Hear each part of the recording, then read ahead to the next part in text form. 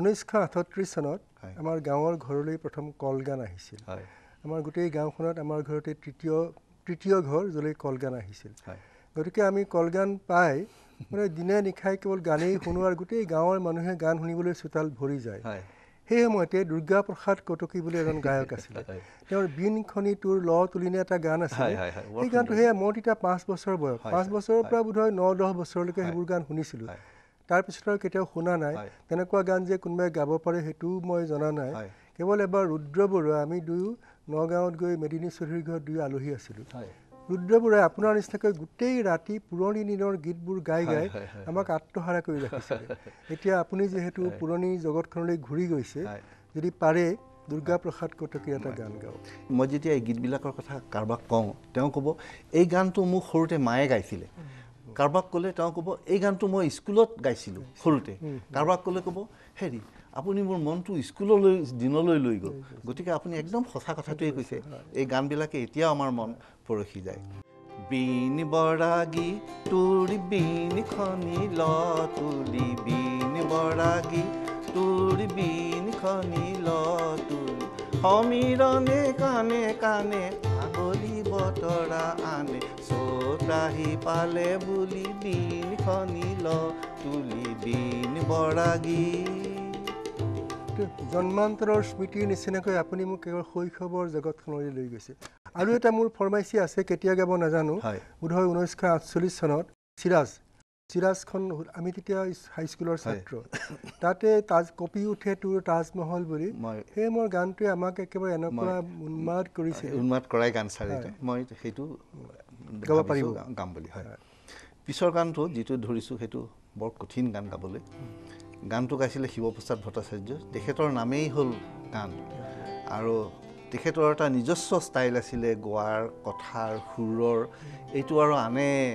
নোৱাৰে গতিকে মই অকণমান কেৱল চেষ্টা কৰিম ক'বলৈ সুৰুজ উঠা দেশৰ পৰা সেন্দুৰ বোলে আনি কোনে দিলে গোপনে তোৰ দুগালতে হানি সেন্দুৰ বোলে আনি অ ৰূপহী সুৰুজ উঠা দেশৰ পৰা সেন্দুৰ বোলে আনি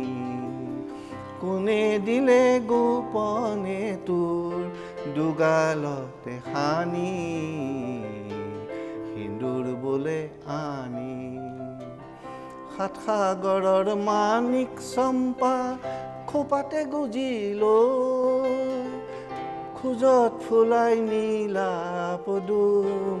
হাতক হাতে ধৰি কুন্দেশৰে ৰজাৰ কোঁৱৰ তোৰে মন জানি ডিঙাখনি চপালে তোৰ এই ঘাটে আনি সেন্দুৰ বোলে হানি আচ্ছা মাজতে আৰু এটা মই কথা সুধো আপুনি ইমান যে চৰ্চা কৰিছে মোৰ জানিবৰ মন যায় মই গান শুনি ভাল পাওঁ তাৰ বাহিৰে মই একো নাজানো আপোনাৰ মতে একে আখাৰে ক'বলৈ গ'লে তাহানিৰ গীত এতিয়াৰ গীত তাৰ কথা অংশ তাহানিৰ সুৰ এতিয়াৰ সুৰ কি পাৰ্থক্য আছে ছাৰ মই এটা উত্তৰ এনেকেই দিম ছাৰ 7টা দশকৰ আগতে এই গীতবিলাক মই শুনিছিলোঁ আজি মই তাৰ সুৰৰ অকণো ভুল নোহোৱাকৈ মই ক'ব পাৰিছোঁ বুলি মোৰ এটা দৃঢ় বিশ্বাস হৈছে হয়তো শব্দৰ ইফাল এটা দুটা হ'ব পাৰে গায়কৰ নাম সেইবিলাক কিন্তু সুৰটো আৰু আজিও শুনি মোৰ মনত সেই একেভাৱেই আহে একেই আনন্দ পাওঁ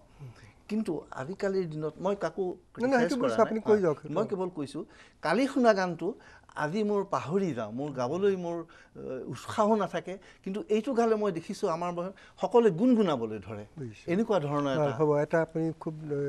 গুৰুত্বপূৰ্ণ কথা কৈছে ইয়াৰ পিছৰ গীতটোলৈ আহক কাৰেঙৰ পদূলিত বকুলডালত পৰিবি নাই বনৰে পক্ষী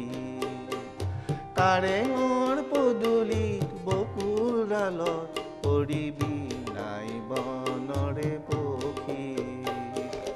হাতৰ শিকলি চাই চা দুগালে চকুলো বৌৱা সহায় বিচাৰি ফুৰে কৰি হাই হাই সাজিবি নাই বনৰে পক্ষী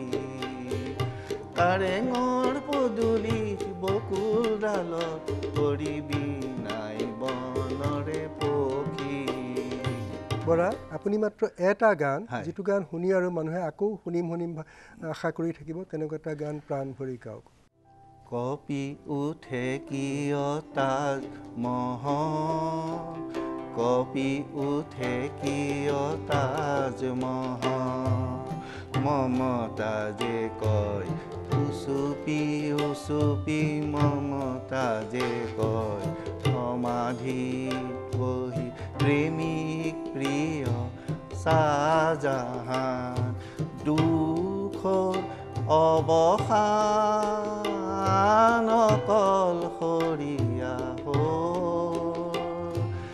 কান্দে তোৰ শাহজাহান হাই হাই হাই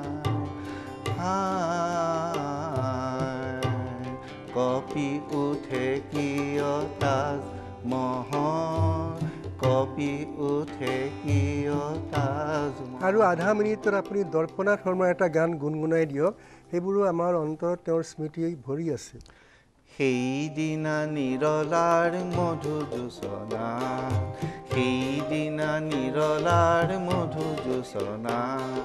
কাষত দৰদি চাকি উমৰৰ মৰমী প্ৰিয়া সেইদিনা নিৰলাৰ মধুযোচনা বৰা আমি গানখিনি শুনি মন্ত্ৰমুগ্ধ হৈ আছিলোঁ কিন্তু আপুনি কিছুদিন ধৰি বিশেষকৈ মোৰ বাতৰি কাকত আমাৰ অসমতে এনেকুৱা অভিনৱ কৌতুক কাহিনী লিখি অতি সোনকালেই পাঠকৰ মন জয় কৰিছে আজি মধুৰিণৰ সমাপয়ত কৰি আপুনি এটা খুব চুটিকৈ